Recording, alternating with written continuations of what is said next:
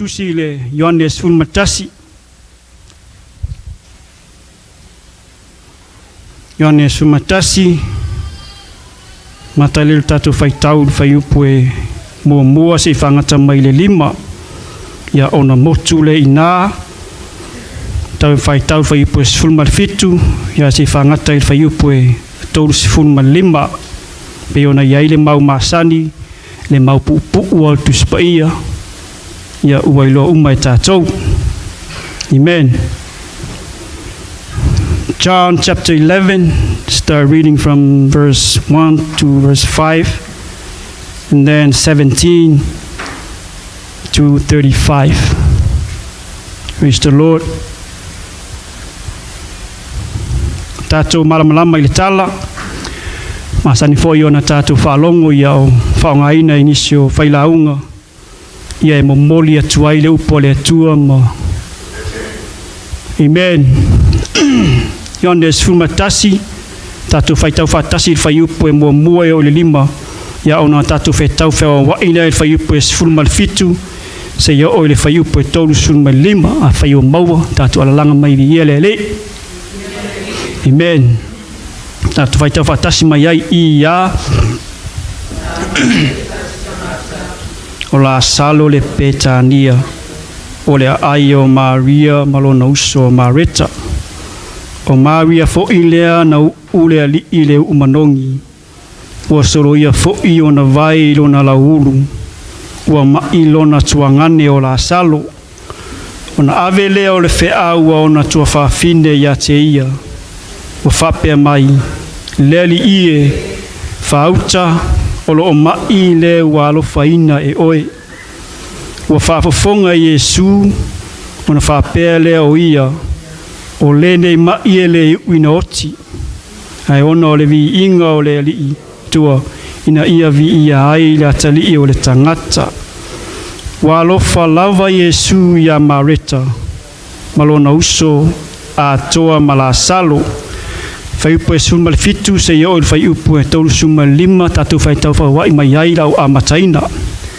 o atu Yesu ona silafie lea ua sofa o ia i le tuunga mau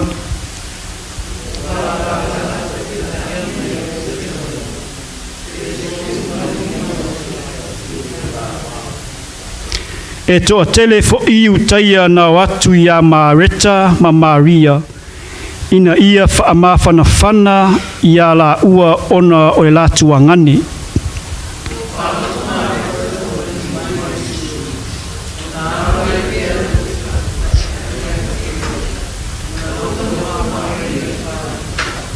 Ua whapea mai, ona whapea mai leo Marita ia Yesu leli ie ana e nei pa ua le oti lo tuangane.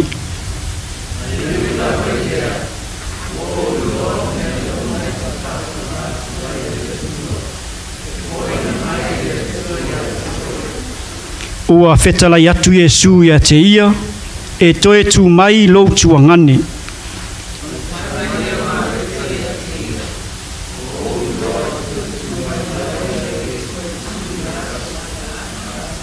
Ua fetala yatu Yesu ia te ia o unei o le toitu ma le ola o le fatua tua mai ia te au e ui lava ina oti a e ola lava ia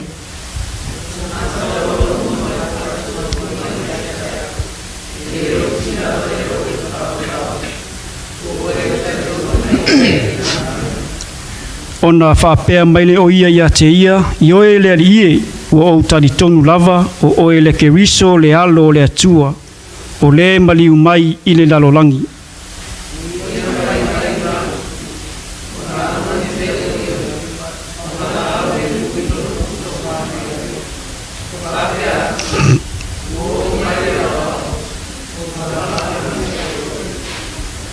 Ua whaalongo ai o ia o na vave tu lea ilunga ua alu ia te ia.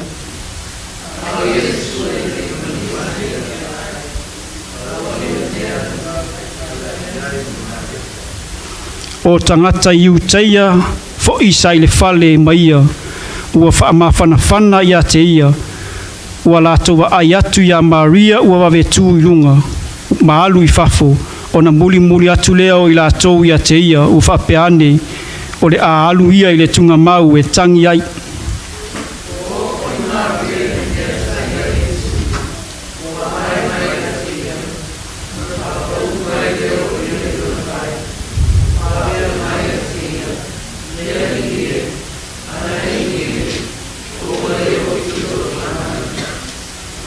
Ua silafia Yesu o ia ua tangi matangata ua mai utaia ua mai ia ua whetangisi ona ti ngā tele leo lona finangalo ma ua alu atu o ia.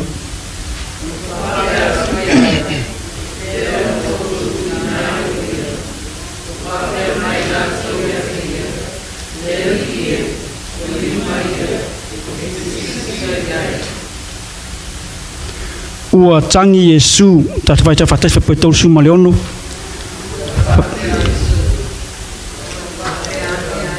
iutaia fauta ile tele olona alofa ia te ia famanuia le atua le faitawina o lana fionga pa ia ni taiao tamae la mato sauni mato whaalongolongo i lau upu o wala au ia na tia lau au auna fonga ina e oele li ISF au mo i matou le nei taiao o le ase upu e te sila fia i le au ngā ave ese malo umutu ia fonga ina di manatu le lei manatu au ngā e whaamalo sia i matou le nei taiao anga le mai oele a mataina o le nei launga se ona na whai wina tu mau le whaatau wa fo i atu ia te oele mamalu ma le vi inga ono o Yesu. Amene ma amene. O le whai upo e tolu se funu ma le tolu o lo iaini upo te fia whaonga ina ni tae au e whapea ua sila fia Yesu o ia ua tangi mai utaia o mai ia ua whetangisi ma le whai upo e tolu sulma lima ua tangi Yesu. O te fia patau e ina le tae au nei le upule o le tangi. Amen. Po le weeping, grief, or mourning. E iei se senga i le teimi e tangi ai le tangata, ma le teimi e tangi ai le manu. A o le teimi e tangi ai manu vai whao le vau, tatou te whaalongo ina o latou leo. Tatou te iloa le teimi e tangi ai, e whaalongo ina o latou whetangisi, ai le aini loi mata. Ao foi le teimi e whetangisi ai manu lele o le vao, tatou te whaalongo ina o latou leo, tatou whaalongo ina o latou tangi, ai le aini loi mata. Ai o le mea maofai, a o le teime tangi pe tutulu ai le tangata, le pale li o ana ngaluenga, tato te vai a loi mata. Amen.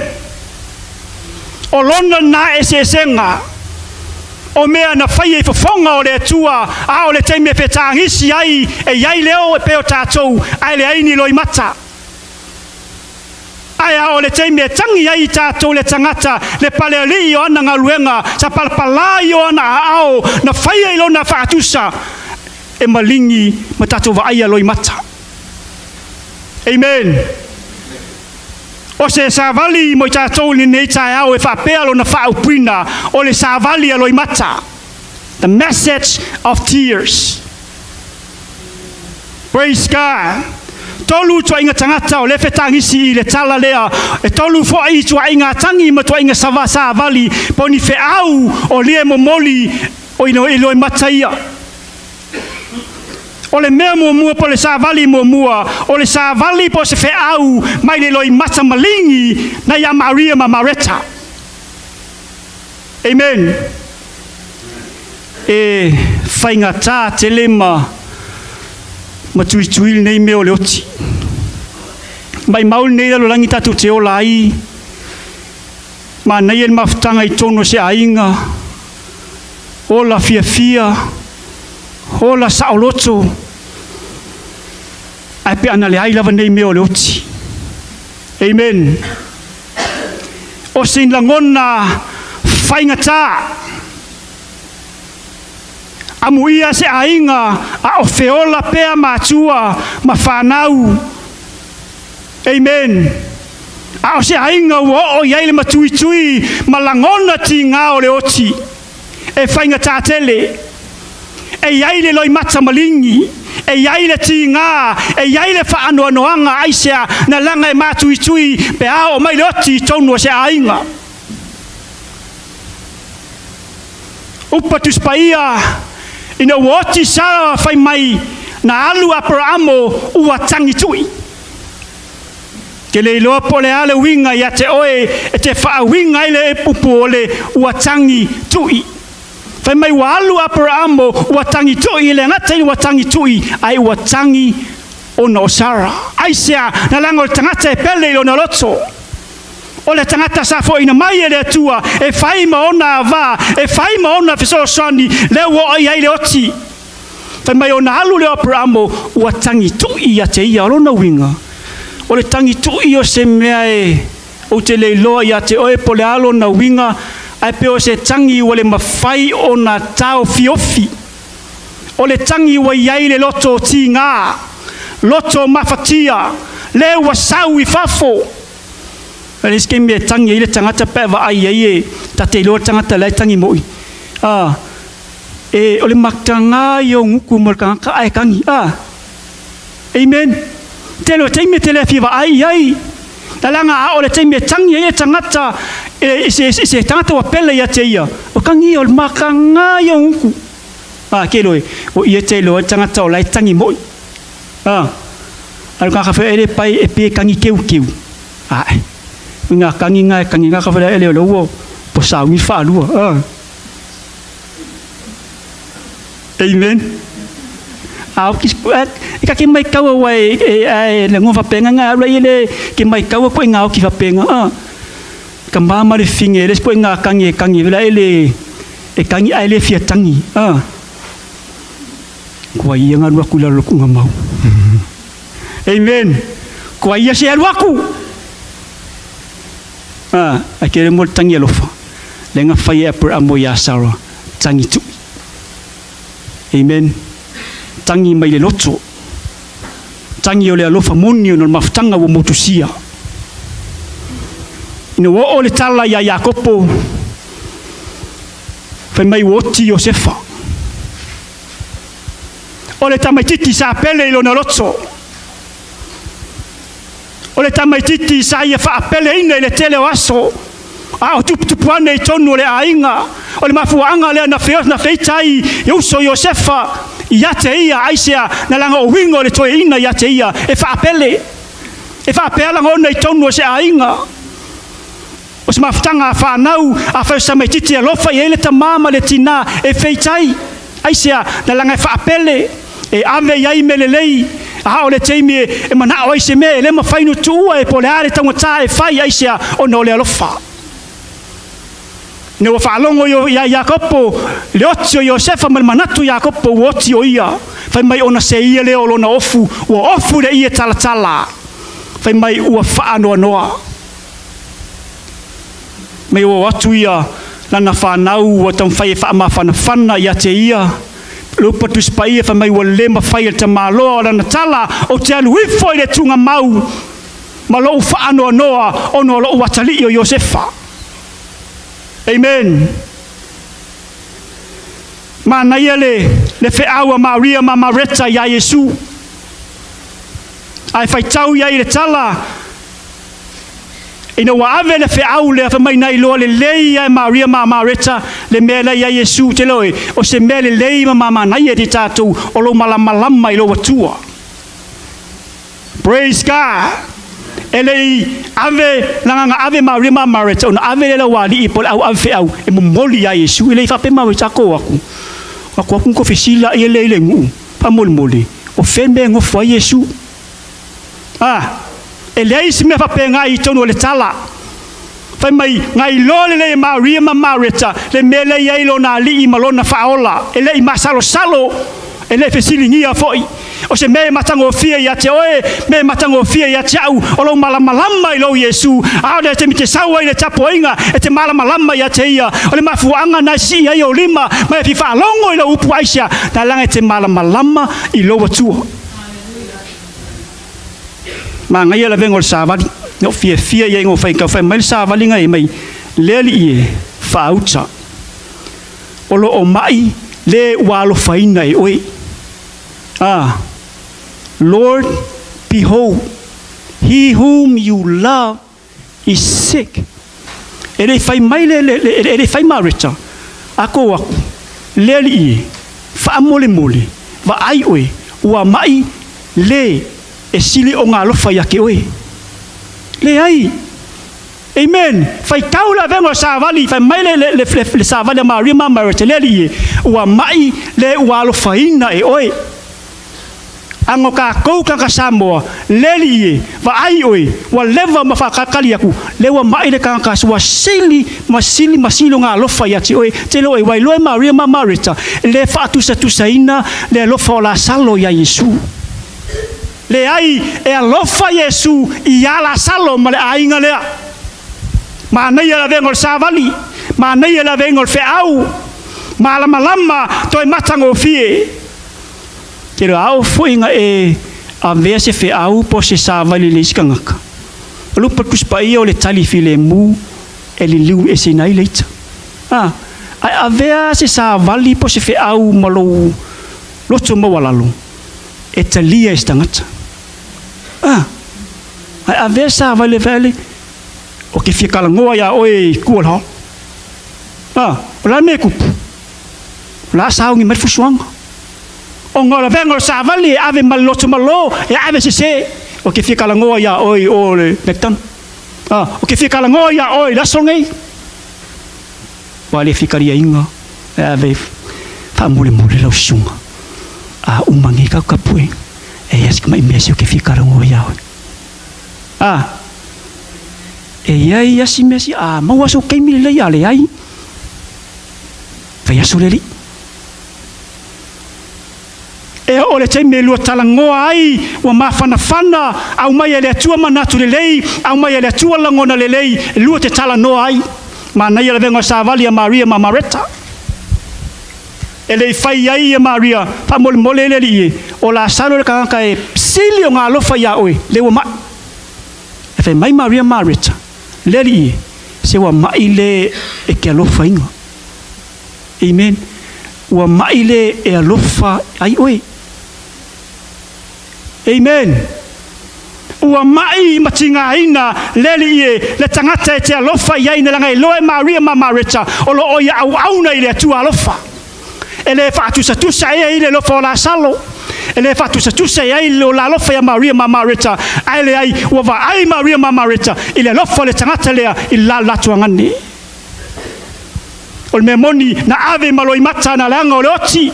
O ia ta oto se mai ai la talata ina oti ai te ave te savali e ave maulo i mata ele tau mate na fetangisi ia nei teine o no le nau ia malolo ma o ne oti lo latu ngane o la salo amen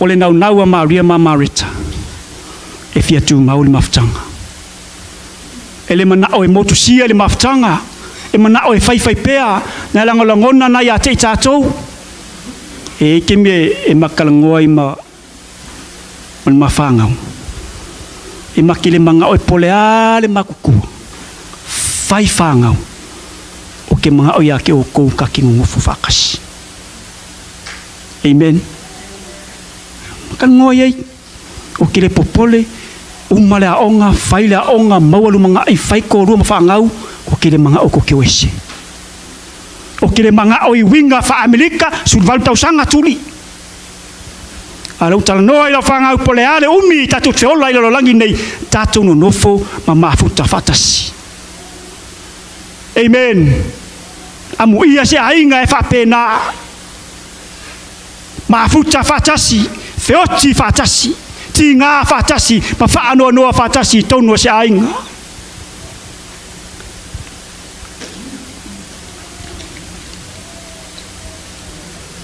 te na fai loi I sa vali le ngalue ngalofa Maria ma Marita na langa e amir sa vali Maria ma Marita ile yuti la salu ai ola ngona Maria ma Marita lailo ele umi ayuti amen o se fa ano anga ole ainga le ole ainga e a fea Yesu ya so uma misi mai ale fale o isi ainga loku e a fea I le fale lea a tonu e fai upu ia tangata pau ale ole fale a sau Yesu e a fea I mamalo lo iai sa le ngalo ia Yesu ngaluenga le lei ngaluenga alofa a Maria ma Marita fatasi mala salo ia teia le te mi a fea I le fale e fa fanga le lei ai le to tu ua e fai malanga na langona Yesu le sa vali ana langona lo na alofa ile ainga le amen petania pe amalelua maila I lo lava ma Jerusalem o manatu lo na rua o le sa vali po le fe au lo I mata malingi o tangata Iutaia wo mai masani o le memoni a o na tupu se fa lave a o na tupu se oti ele na le ainga e fa no noa ele na le ainga ye lo I mata malingi le ai o wo mai masani matangato le nu tangato le kalesia e ye langona na to te langona ina le fa no noa ma le tinga lo le ainga lo il maliu amen fai maile fai posun mal valu mai e to telefoi o Iutaia ua atu ia Maria ma Marita ina ia fa fana ia te ilatou se le manga ia amen sa fetangisi tangata ia pe ango fai aku ele ai ngiso le ngei ke lo ele fia le ainga le wala inga fai lo kala le o ngo le fe silingi le mafau tangata po le ale mafuanga wala I o nga fea so o Yesu le fale o Maria ma Marita malasal o te langona le tinga pe a fai e sau le fai fe au misi lo fale a sau a fea le fale o polsungi a sale o mua sau le aso misi lo fale a sau a le fale o sale o mua le lau sunga fai makaika ile o langona ia se tangata Iutaia o langona ia se tangata le nuu ma tangata o le kalesia wa fai mai wa fa pe ai longa fai upu ia fa mai fale li alu fai au ai longa e fa la vela le kupu wa le alu ia fai au tu langona ia se tangata Iutaia ke lo ngala ngai e kim fa pe ai tato e kupu lo se fa la vela ve se ainga wa me ngai kupu ngai kupu mo le fa maungi mo le ku anga mai luku wa pau kuwa o tatou ia langona ele fa fana ele fa malosi ai watili ai ona fa tinga o langona ia se tangata yu to tele o tangata Iutaia pe mai fa le fale a fea Yesu ala woti sawa misi le mako fale le ai mangui le mako ainga ala wa fioki amen ai fa fetai nei tangata fai mai no e fa fana loi mata o fa fananga loi mata o le fa malosi ele ia se sina watu yese ina wati nga nei ainga ma fa no fa mai o fa tasi o e fa fana lo patu spaia Roma sun malua fai pa sun malima ai ai upunga fai mai io to fetangisi fa tasi mai o fetangisi Paulo le kalesia I Roma io to tangi fa tasi mai o fetangisi ala ngai ke mie e o lo sioki e ka ko ke va vai pe linge ai maliu ele o e fa fana ele o e fa malosi ai ele o e fe soani ai anga va vai pol mele le me ai nga le anga fai kala ilo ai ale alu fa fanga ke le fa fanga male pe ava pe le me ai Ako Samoa e vai ma leo tang fai wa to tele u taia o le fale a Maria ma Marita e fa ma fana ya te ila u. Amen.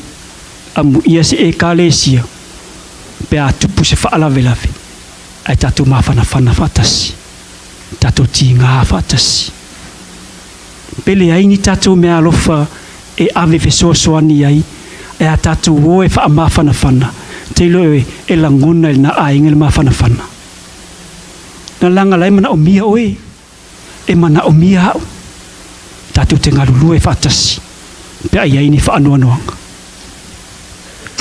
Amen. Awani ngalo ya ti tatou olo ya ti tatou le feso ni sili o le anganga pa ia o le tua. He's our comforter. Yone suma fa i poilua suma le ono au le feso ni o le anganga pa ia lea wa awina mai le tama ia tia o ia na te fa ma fana o ia na te feso ni ya te tatou. Amen.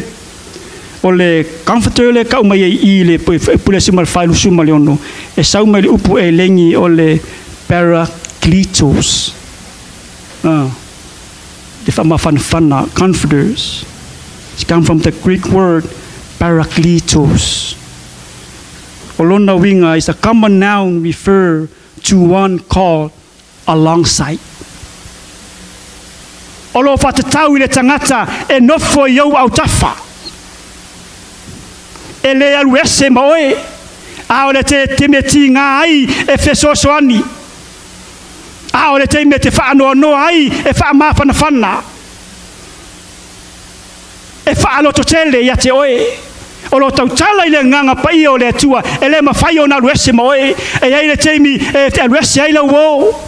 A tupus fa la lave a te tatou e te metula fa e tatou wo ma tatou ainga a lewa tala noa Yesu I la nganga pa I o le tua o ia lo ya te tatou o lo yo au tafa I so se taimi so se aso.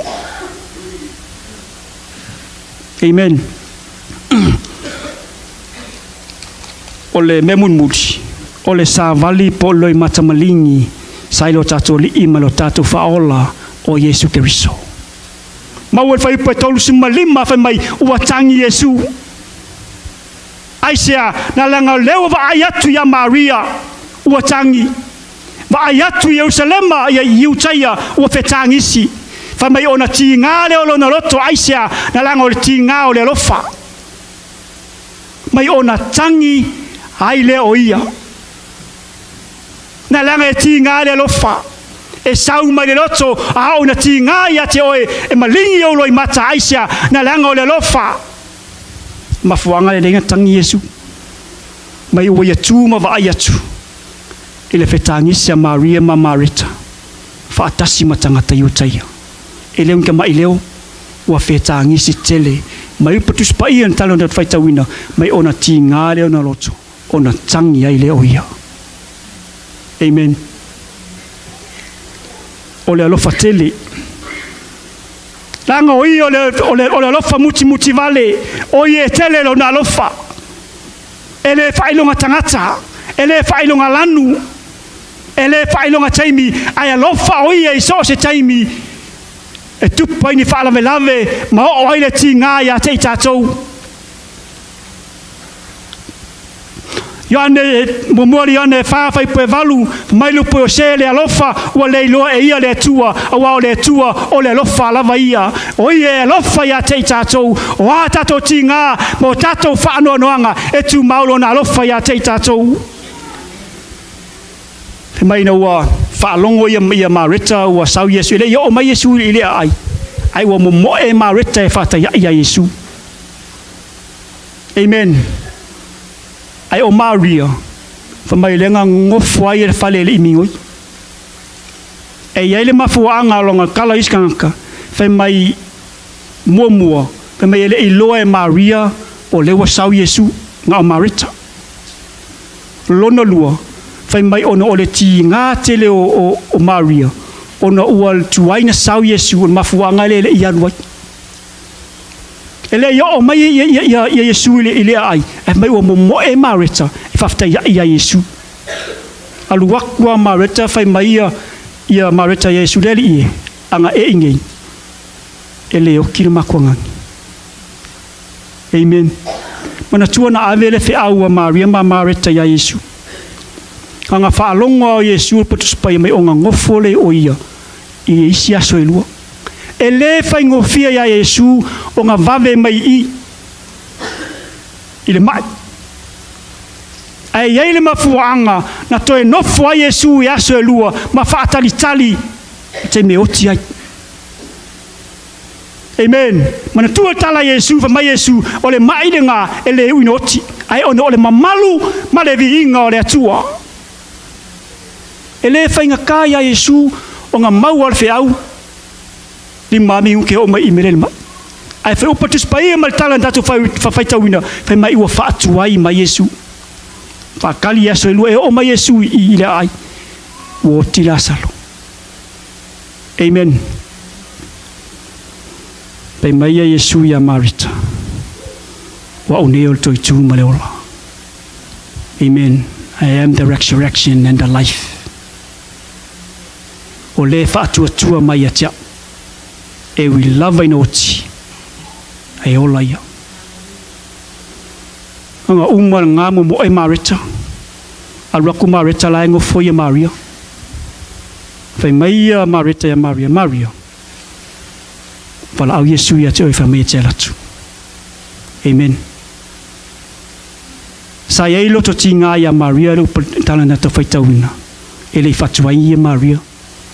Kanga whalongo i le tala, tūro i lunga, mo mo e rol melo ia Yesu. E wa ele mānei o tangata i utai ia i, lako kiri e ngofo i le whale, whai mei ngā lako wō whakasi. Amen. Alu atu fo ia Maria ia wa ai mo le tangata i mawalalo le lotu. Na alu Marita ngā laku a Marita ku ma whai a Yesu. Ena wa o Maria i o le upal tala na tato whaitawina. Mai wa watu Maria, wa whapa u i ona vai, ma whai lava tala i e tasi a Yesu leli i ana e nei e le o tili matuangani. O ia o le toitu ma le ola. Po te le whai atu ea i ate o e Marita. O le tani tonu mai i ate au. E wa ai e le mamalu o le atua. O le whaatuatua mai a te au e ui lava ina oti e ola ia. O i tato te loa ai e iai le whaatuatua ia Maria ma Marita a sa la nofa mali miti lo la whaatuatua. Amen.